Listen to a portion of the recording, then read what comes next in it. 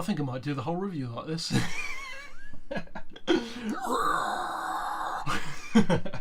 Probably not. So for any of you guys who maybe haven't noticed over the past couple of days, we have now passed 30,000 subscribers. And I will admit that this milestone kind of crept up on me a little bit quicker than I was expecting it to, because of course usually we do a giveaway at like every 5,000. We might still do a giveaway for 30k, but I haven't arranged anything at the time of releasing this video. And one of the things that kind of put me off that a little bit was that last time, of course, I did a code giveaway for Xbox Live, PlayStation Plus, that kind of stuff, and that was good. It was a good idea in its form, because there are no postage costs for me. I can get the codes out to you as soon as the competition is finished. You don't have to wait for postage, and it gives the winners, especially if it's like a gift card, more of a choice of what they, of course, want to use it on, what they don't want to use it on, rather than winning like a game or a model car or something like that. So that way it's really good. The downside was I didn't realise at the time that they actually are region locked. So somebody, for instance, won, I can't remember if it was the PlayStation Plus or the Xbox Live, I think it might have been the Xbox, but they couldn't even use it. So they had to give it to a friend. So that was kind of a pain in the backside. So apparently you can buy region free ones on Amazon. So I'm going to have to look into that. But it kind of made me a little bit cautious of repeating that same mistake. So for now, I don't have any giveaway planned over the next couple of days at least. So we might bump it to 35k or something like that, but I don't know. This time though, I announced yesterday, I think, or the day before, that we were going to do a Q&A. It's been a long time since we did a Q&A, and why not? You know, it's 30k, we've got tons of new people on the channel, by definition 5,000 more than last time, so it seemed like a fairly obvious thing to do. So without any further ado, let's get straight into it. We've got some questions here, some pretty interesting ones, some that we've kind of covered before, but again, for the people who are new, perhaps we haven't. So first of all, we have from SimRacing604, and this is an interesting question. Does virtual currency credits in GT Sport make it better or worse than games with all of the content, like all the cars in other words, available from day one, such as Project Cars 2? That's a great question, because Project Cars isn't the only one to do that. There have been a couple of other games where you can basically drive everything straight off the bat, if not own everything. Project Gotham, perfect example. You can drive, I believe, all of the cars in Project Gotham 4, all of the bikes in arcade mode, without playing any career mode at all. And in fact, as much as I love Project Gotham, I've barely played any of the career mode at all, because for me it's about driving and enjoying the vehicles, and if I can do that without playing career mode, 9 times out of 10 I probably won't do it. So does it make it better? Is it better with or without currency? I would be inclined to say that it depends on your circumstances. Because for me as a content creator, any game that allows me to drive everything straight away is perfect. Like Project Gotham, it means I can review all of the vehicles straight away, and that is a really good advantage to have, because it saves me so much time. As a gamer, if I weren't making videos, I would prefer buying it.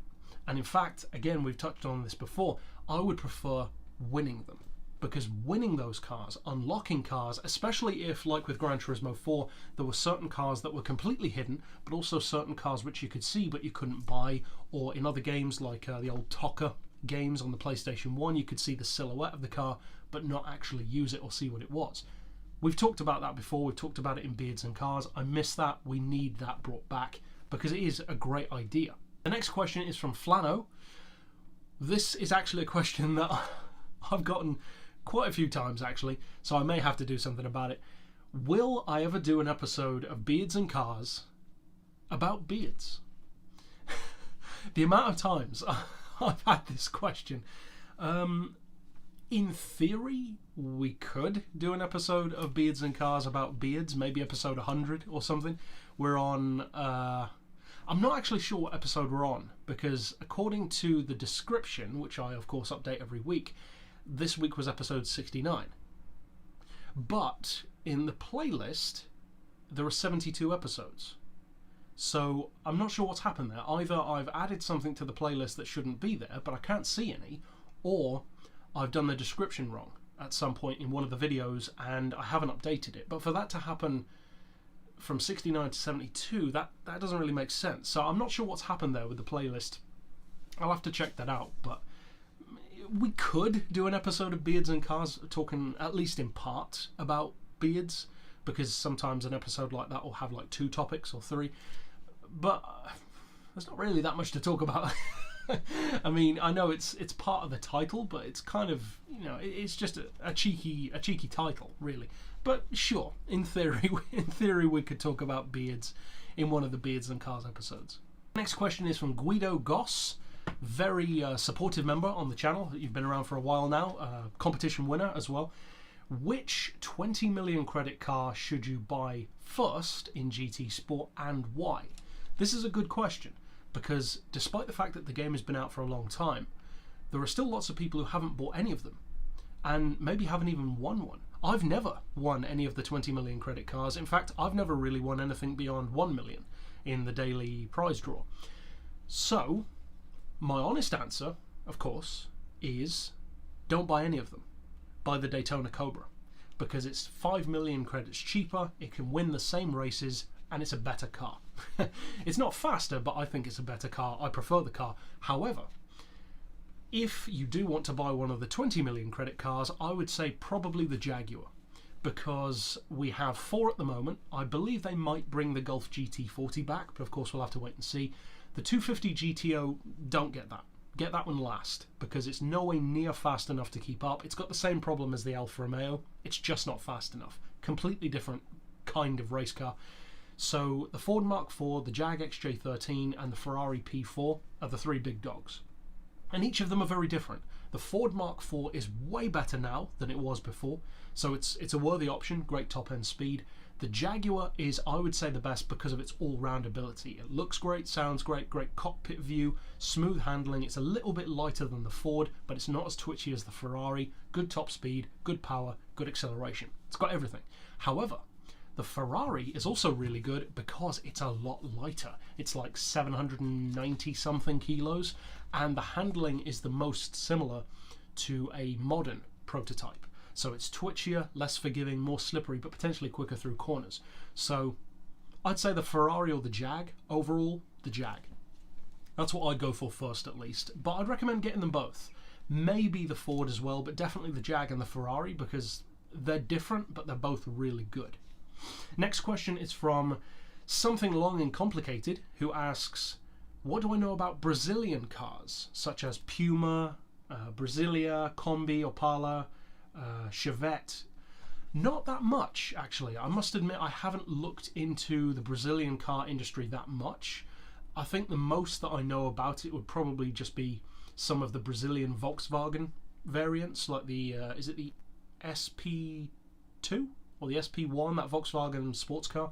But I haven't really looked into the Brazilian car market, to be honest, that much. It's something that I should look into more, like Bricklin for Canada, or companies like ZIL, Moskvich, various others for like Eastern Europe.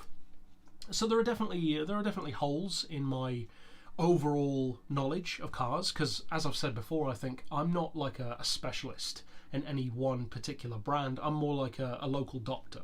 A local doctor couldn't operate on your brain, but they could tell you something about a lot of different illnesses. That's kind of like what I'm like with cars. I don't know everything about any brand, but I know something about most brands. So I do need to broaden my knowledge to Brazil a little bit more, because I'm sure there are some cars that I would like there, for sure. From the same user, another question. Do I think old GT style cars will appear in GT Sport specifically, such as the Lamborghini 400 GT, the Maserati 3500, that kind of thing? Depends how specific you want to get. Because do I think that cars like that will come back? Yes, because some already have. Do I think that those two will? No. Very unlikely. I would say to be generous, there's a 2% chance. I would love to see them arrive, especially the Maserati, but I don't think that those two will. If, however, you mean in a general sense, then yeah, I think one of the strongest bets of a car that's going to come back is the Mercedes 300 SL Gullwing. I think that car is all but guaranteed to come back at this point. It's just one of those cars. Especially now that we have the Toyota 2000 GT and the Jaguar E-Type now updated to premium. I think it's definitely going to come back, which in effect is the same kind of car. It's just like 20 years older. It's like a 60s GT car. So will GTs return? Yes. We've had the Di Tommaso or Di Tommaso Pantera as well. So yes, that kind of car, but those two, probably not. I think they'll probably go for slightly more mainstream ones, which is unfortunate, but I hope I'm wrong. Next question from Florian Pike. What is my video setup for gaming? Well, you can see, obviously I've got the PS3 here. I've got the Xbox One back here, PS4 is down here. For the Xbox One and the PS4, I use the internal capture. Simple. My only qualm, well, two qualms actually with the Xbox, is that they don't have the YouTube app on there anymore, so you have to upload to OneDrive instead, which is a pain, but there you go. But the main thing is that you can only record up to 10 minutes, whereas the PlayStation will do up to 15, and that does make a difference sometimes. As far as like capture card stuff, I've got a Harper over here, a HD PVR. It's the slightly older one, blue light around the top. Technically there are better ones now, but I've had it since at least 2016, so a good 2 years if not more, and although it occasionally has some issues, it's way better than Elgato. I would never recommend Elgato. I had one first, piece of trash. Harper, way better, similar price. It speaks for itself. I've got, what, 4,000 videos on the channel, and this Harper has probably put out over 2,000 of them. Just on one piece of tech. Never updated it, never bought a new one, never sent it back to be replaced or fixed. I can strongly recommend Harper. Obviously anything can break, but I'm looking for a good track record of consistency, and that is exactly what Harper has. I use that to record the 360, the PS3, I think you can record the original Xbox, a PS2. I'm not sure if you can record PS1, but I tend to record mostly PS3 and 360. Plus, you can play some original Xbox games like Forza 1 on the 360, which is really good, and you can play PS1 games on the PS3, like Gran Turismo 2 and Gran Turismo 1 and various others that I play. So that's really good as well. The only problem is I wish you could play PS2 games on this PS3, because you have to play it on one of the big fat original ones, and it has to be like the one with 4 USB ports or something weird like that. But they cost like £300 now. They're like more than a PS3 because of that.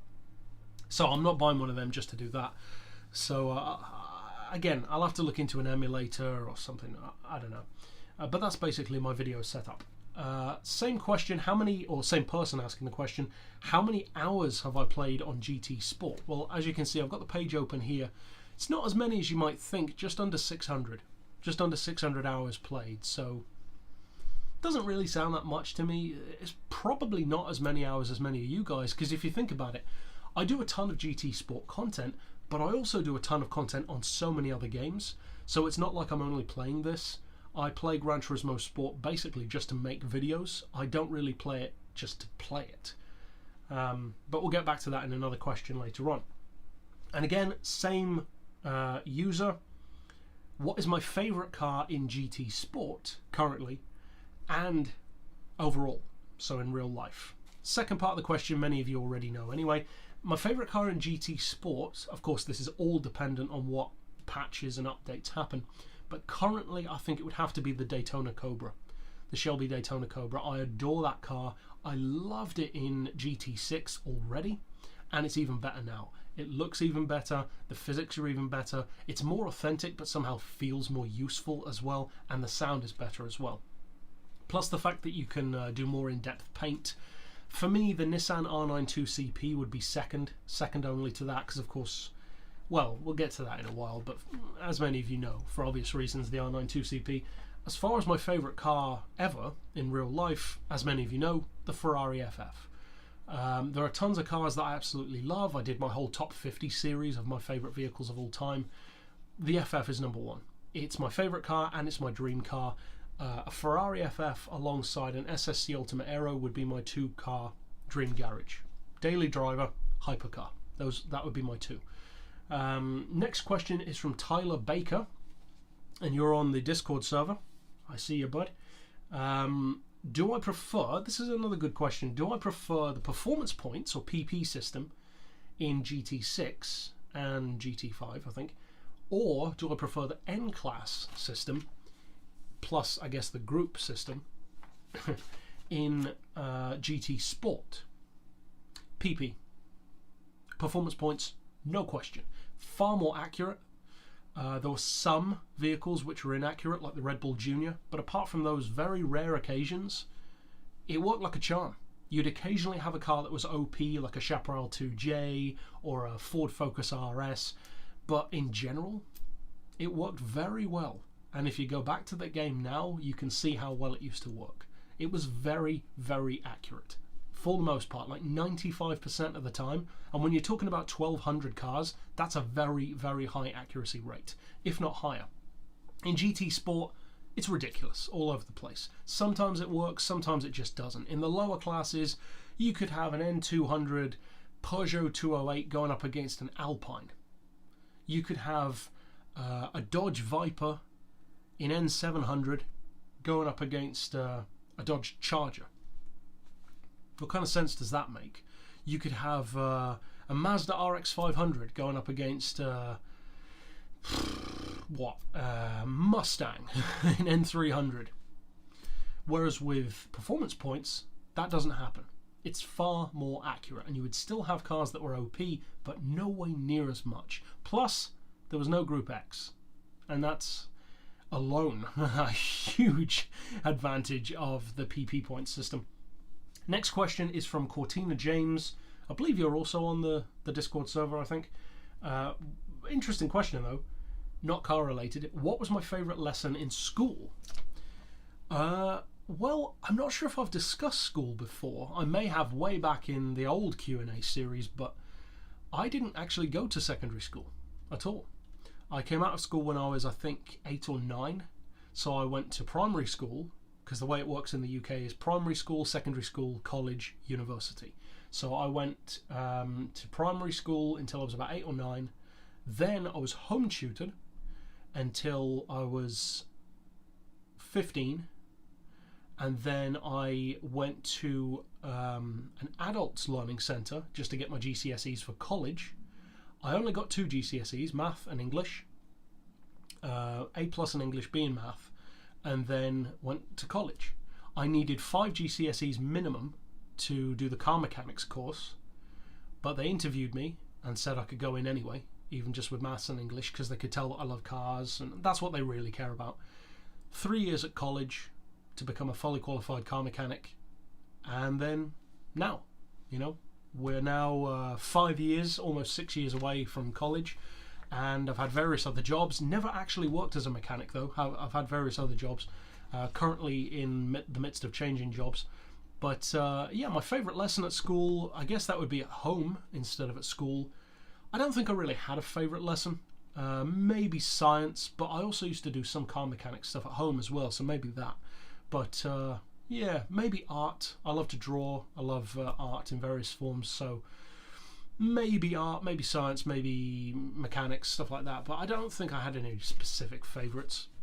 And obviously, once I was in college, it was all the same thing. Basically, being a car mechanic was just variations on the theme. So yeah, an interesting question. Not a regular response because of my circumstances. And incidentally, the reason why I came out of school was because I've always been the class clown, doing like the stupid noises and the sound effects and the voices and all that.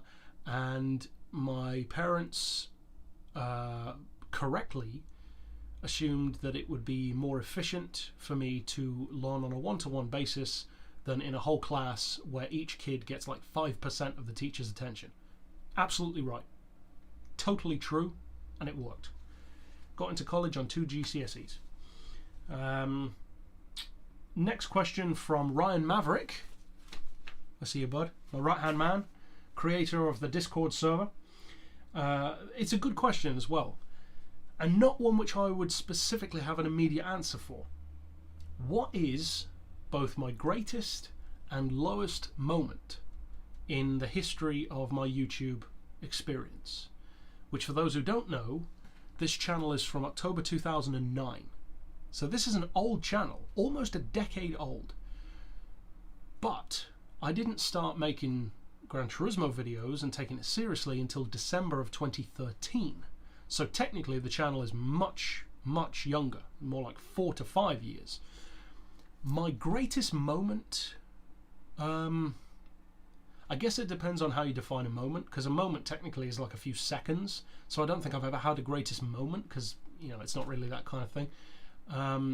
But my greatest moment in terms of like a time period, but a relatively short time period, would have to be when I started producing content for the GT Sport beta, because so few people were doing that. at least with commentary. People were uploading like video clips and stuff, but with commentary, really breaking it down and using what I'd already been doing in GT6 to apply that to that, because of what that did for the channel. When I got access to the beta, this channel was, I think, at 3,000 or 4,000 subscribers, maybe 5. And by the end of the month, it was like 8 or 9 or close to 10 within like a month. So it made such a massive difference. And basically from then on, the ball has just kept rolling. So GT Sport was the single most important growth hormone, in effect, like the HGH for this channel. So yeah, that's probably my greatest moment, because finally seeing some real traffic coming to the channel for all the work that I put in, because it's easy to take for granted how long videos take to make. But for a one-man show, which is what this channel is, no editors, no team, no backing, no multi-channel network, I have no connections to anyone whatsoever. For that under consideration to still be putting out at least a video a day, usually 2. Back then I was putting sometimes out 5 or 6 videos a day. So yeah, finally seeing some results from that beyond just a couple hundred views was very cool. As far as my lowest moment, I don't think many, if any, of my low moments, which I definitely have, they don't tend to come from YouTube. They tend to be life, and then I'm just doing YouTube at the same time. So I think probably the 2 lowest points that are just specifically YouTube would have to be the Adpocalypse, because that was an utter shambles, and it still is. SHM, my second channel, makes next to no money at all, because most of the videos get immediately demonetized. Even this channel, I continue to see people who don't get the videos in their subscription box. It's an absolute joke. So that's an ongoing thing, I guess. It's not really a low point now, but when that first kicked off, it definitely was. And I guess probably one of the biggest facepalm moments was when I realized, I think sometime in 2016 or 2017, that every single video that I'd been putting out in the potato camera days had no tags. That was a down moment because I'd made like 1,200 videos and none of them had any search tags, so nobody was finding them. And it explains so much as far as how slow the channel growth was, because of course the channel wasn't growing, of course they barely had any views, because nobody was finding them. And that was really exasperating. Putting in that amount of work to have it stumbled by such a simple thing was really annoying. So that's probably the lowest point. But even then, it wasn't like a depressing thing. It was just like a, oh man, really? So yeah, I think, I definitely have my low points, but they just haven't been about YouTube. They tend to be about life or relationships or whatever. And I just happen to do YouTube at the same time. But a great question though. I would expect no less from Mr. Maverick. Next question from Lee. Interesting one. What's my favourite Ford? Very specific question. I'm guessing you're a Ford fan. My favourite Ford? Ooh, I'd say GT40, but actually my favourite GT40 isn't even made by Ford. It's the Super Performance GT40, the replica. So my favourite specific Ford, it's got to be between the GT90 and the Mark II, so around 2009 Ford Focus RS, the lime green one. But overall, those are the 2 that come to mind first. There are definitely others that I like. I love the Ford Woody that's in Forza from way back in the 40s. But yeah, I think probably the Focus, actually. The Ford Focus RS might actually be my favourite Ford, because there are so many to choose from, and there's probably 1 or 2 that I'm just not thinking of. But yeah, the GT90 and the Focus RS are definitely up there. The GT40 as well, but like I said. So yeah, next question is from Ness in Pyjamas, another frequent contributor on the channel. another good question as well. What or who are my favourite figures in the automotive world? I would say probably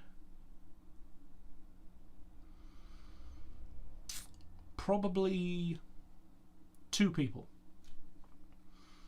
Jim Hall is number one. Not even close. Nobody else is close. Actually, no, three. Let's say three. Jim Hall is number one for obvious reasons. Chaparral, all of that innovation. He did more for the motorsport world, arguably, than anyone else, and he did most of it first as well. Number two, Horacio Pagani. Again, for obvious reasons. He managed to burst onto the scene and make amazing statements with his car in the supercar world, and to make it work, and they've gone from strength to strength, building what I would say is the finest supercar ever built, the Zonda F. And third for me, I'm actually going to add a fourth, Elon Musk with Tesla, because I love what he does with the brand. I love Tesla as a brand. I love the Model S in particular. But that's more of like a respect than a love, I guess. So number three, just above Tesla, would probably be Stefan Beloff, who, for those who don't know, set the Nürburgring lap record of 6 minutes and 11 seconds in a Porsche 956, and it took, what, almost 30 years, if not more, for somebody to finally beat that, and the only car that has ever beaten it was the ultimate prototype ever made, the Porsche 919 Evo, a car which is so extreme that it's not even allowed to race. It beat it by almost a minute, but Stefan Beloff set his record 30 years ago in a car that was the race car. It wasn't some special illegal version like what Porsche did today. His was just the same one that he raced in. And that's awesome to me. 6 minutes and 11 is quick in a game, let alone in real life. So absolute respect to him. So he's undoubtedly my favourite driver, purely because of that, because as many of you know, I don't follow drivers. I couldn't care less about Formula One drivers. To me, it's all about the cars and the teams. I don't care who's behind the wheel, unless it's Stefan Beloff. Next question, also from Ness and Pyjamas. My first console was, same user. My first console was a Nintendo 64, it was. Did I play other Nintendo games? I don't know if you mean games or consoles, because I had a Game Boy as well, a Game Boy Color, which I absolutely loved. My favourite game on that was, I can never remember the name, but it's one of the Super Mario games, but it's Wario Land, where you play as Wario instead of Mario, and you can like shoulder bash into things. Love that game. I also love Croc on the Nintendo as well. I still love Croc. I've got that on the PS1. Did I play other Nintendo games? Yeah, we played Mario Kart. My dad used to play it a lot more than me back then, though. Zelda, I think it was Ocarina of Time, and probably a couple of others that I can't remember. But then before too long, we moved to the PlayStation 1, and my very first PlayStation 1 game was Bugs Bunny Lost in Time, the Looney Tunes game, which I never completed. Really cool game, though. Really cool game. I could probably still enjoy that game now, actually. Next question is from Alfred. If I won the lottery, what one car would I buy? Kind of discussed that one earlier. An FF. I just don't know if it would be red or blue. Red's kind of cliched. Blue I really like, so yeah. This question, it's kind of an obvious answer. It's going to be a yes, of course, from Ricky Maxwell. Should the Panos Esperante, the road version in particular, the 4.6 litre Mustang engine, come to GT Sport with possibly like a Group 3 variant, maybe the GTLM, something like that? Yeah, of course it could. Oh, of course it should. Panos in general would be amazing to have come back to Gran Turismo.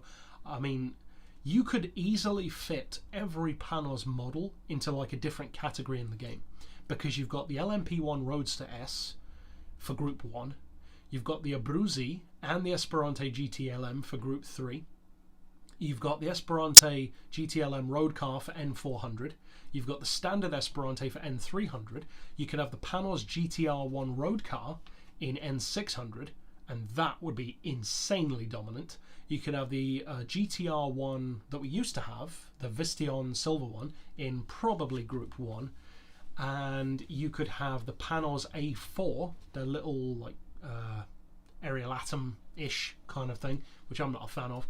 It's pretty much the only Panos that I don't like. You could have that in, I can't remember what amount of power that one's got, maybe N300. So you could pretty much fill like most of the major categories with Panos models. So yeah, I'd love to see Panos come back. I mean, they're my favourite racing team, so yeah, I'd love to see them come. Will they? Probably not. But yeah. Also from Ricky, this is one which I can't really answer that well for reasons that I've explained before. Do I believe that sportsmanship ratings or driver ratings are more important? Well, as you can see on screen here from this list, I have no achievements from online because I've never been online. I've never done a single online race in GT Sport, as many of you know. I discussed that in my year in review. Yeah, I've just never been online, so I can't really say. My ratings are fairly low. I think I've got like the standard, like B and E or whatever they are. But yeah, I'm not really qualified to answer that question because I haven't been online. A question from Luisino, not sure. My favourite Le Mans prototype. This is the one that I alluded to earlier about the Nissan, the R92CP, because I actually have a couple. And again, this is stuff that I've discussed before. My favourite overall prototype of all time is the Nissan R92CP. My favourite Group C prototype is the Nissan R92CP. My favourite LMP1, so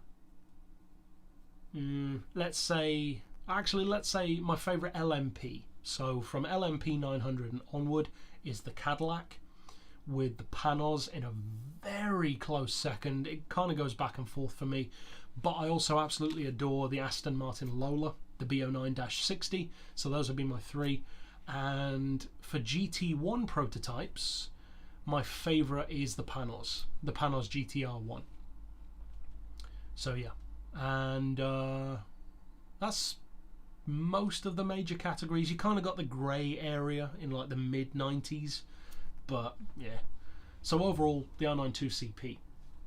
Next question is from YouTube Security, who asked, have I played Dirt, Colin McRae Dirt? I've played it, not very much though. I own, I think, 2 or 3 of them on maybe both the PlayStation and Xbox, but I haven't really played them that much.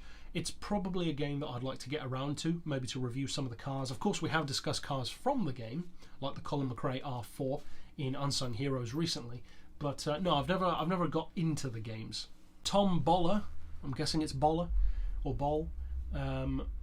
Weird question, not sure what you're getting at. Why did I buy Need for Speed Payback? I didn't.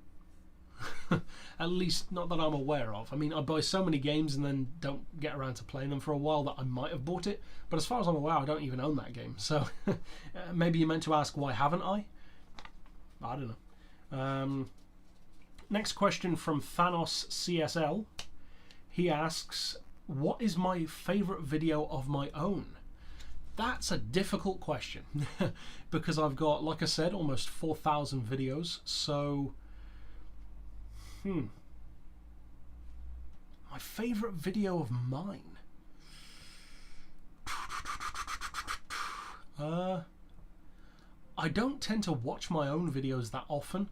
If I'm going to watch one of my own, it will tend to be if I make something that's funny, and I like to watch it when I release it a couple of times maybe, or just like the highlights.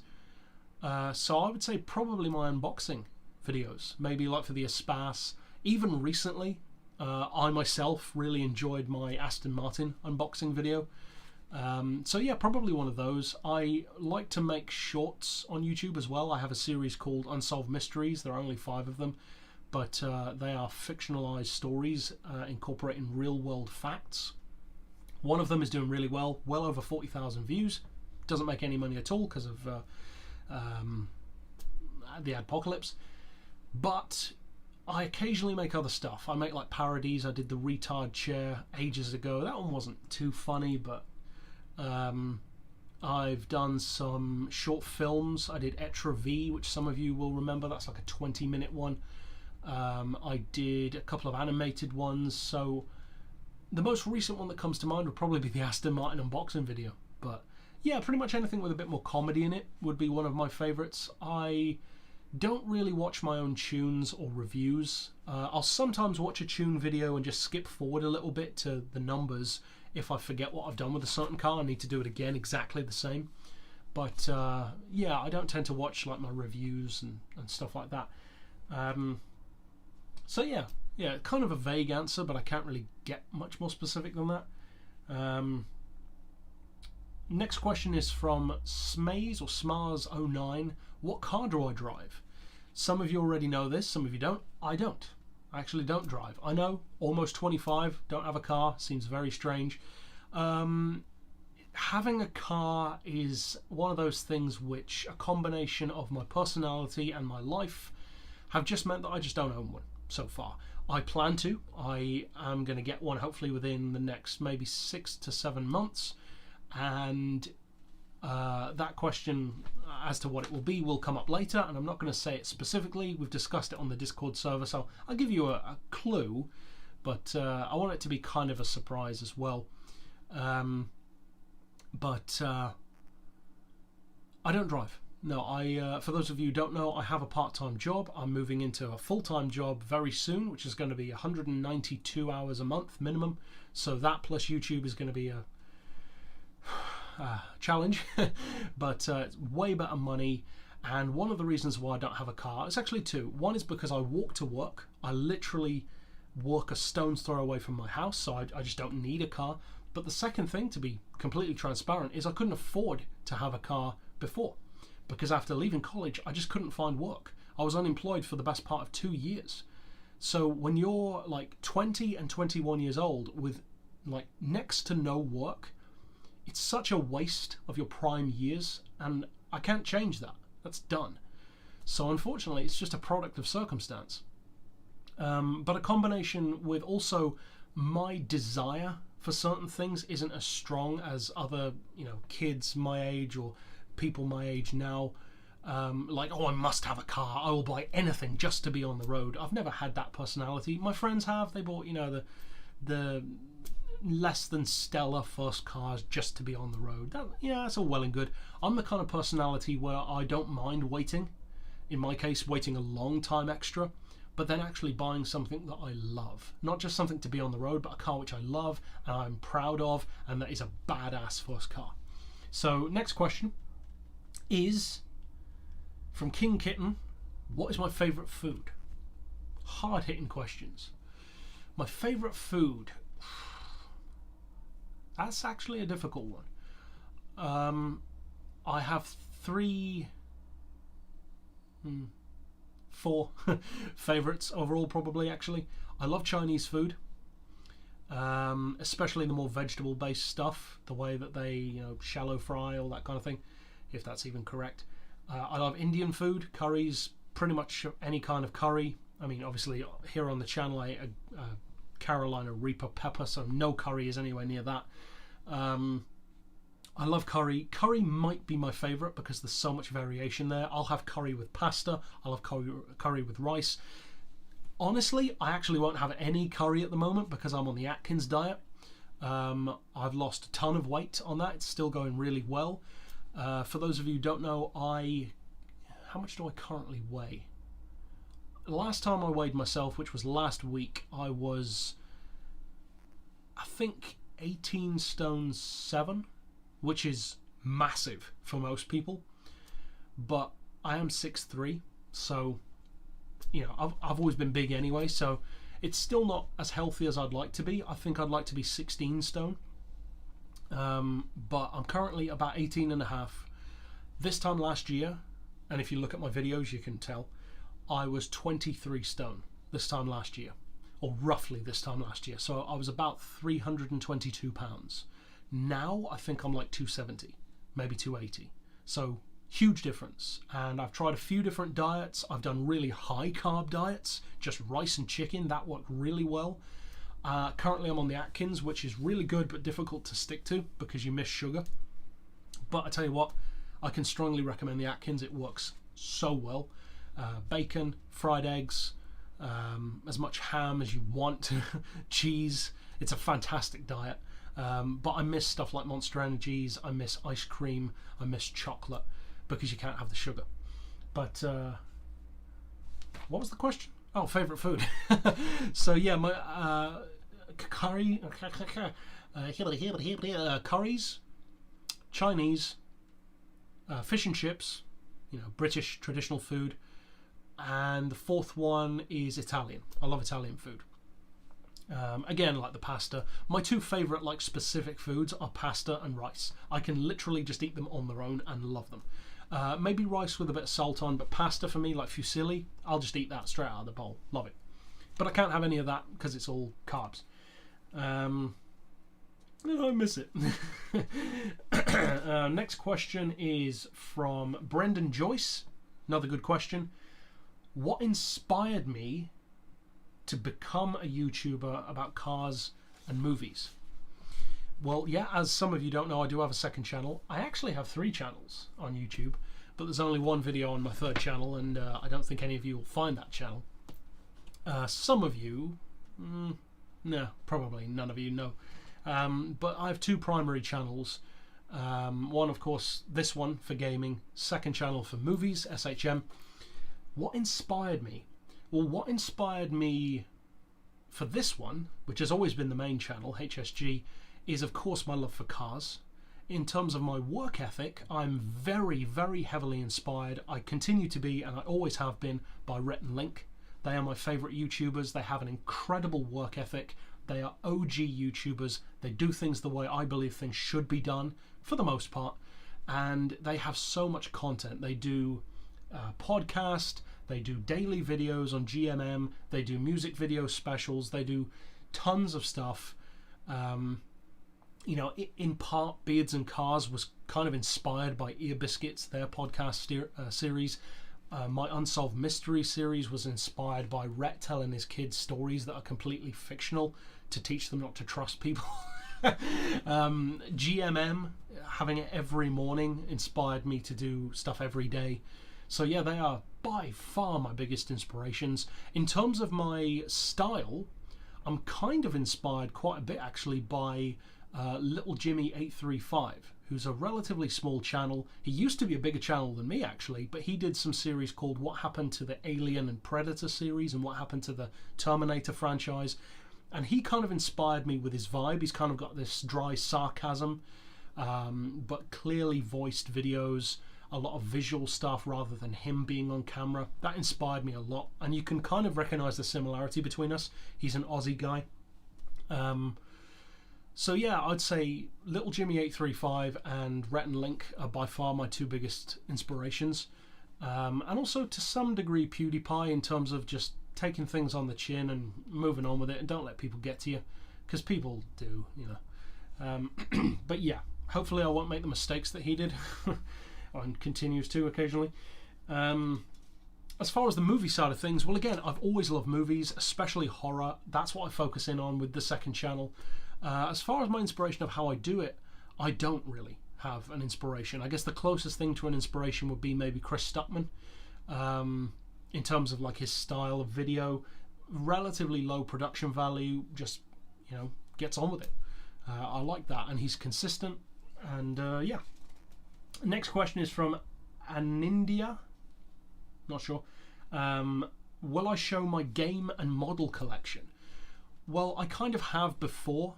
I don't really do the game updates anymore, but if you check older episodes of Beards and Cars or in my unboxing playlist, you can see I did a 40-minute long video of all of my games.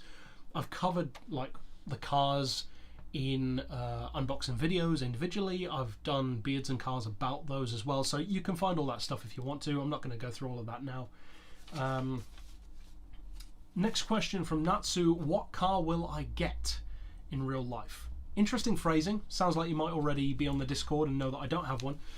I'm not going to tell you exactly what it is, because it may change anyway, but some of you on the Discord server know. It'll probably get spoiled over there anyway, but I spoiled it myself technically.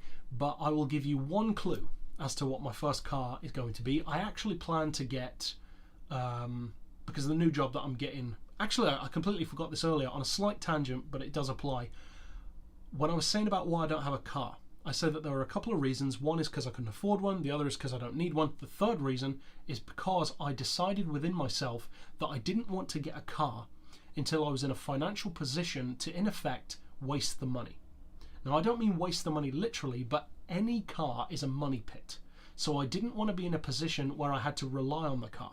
I wanted it to be something that was just like a toy, in effect, something that I could drive on the weekend. I didn't need it for work, so if I went out one day, tried to start it and it didn't start, it wouldn't even matter, because I don't need it for work. Just something for fun that I really like.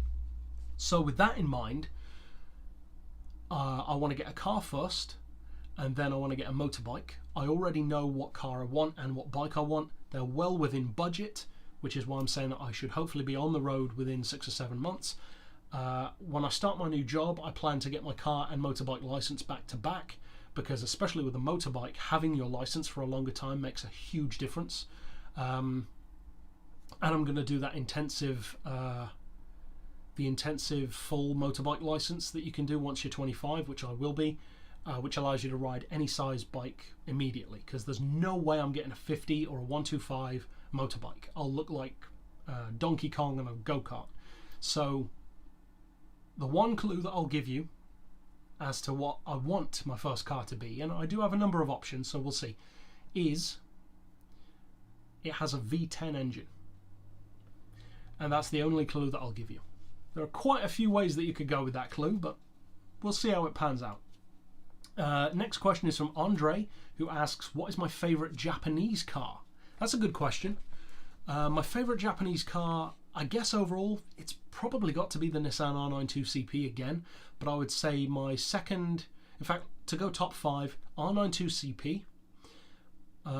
My second favourite Japanese car probably have to be the Daihatsu Storia Cross 4, as crazy as it sounds. I love that car.